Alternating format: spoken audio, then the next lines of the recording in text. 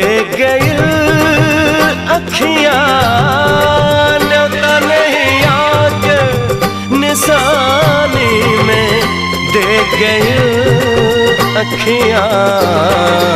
गजब के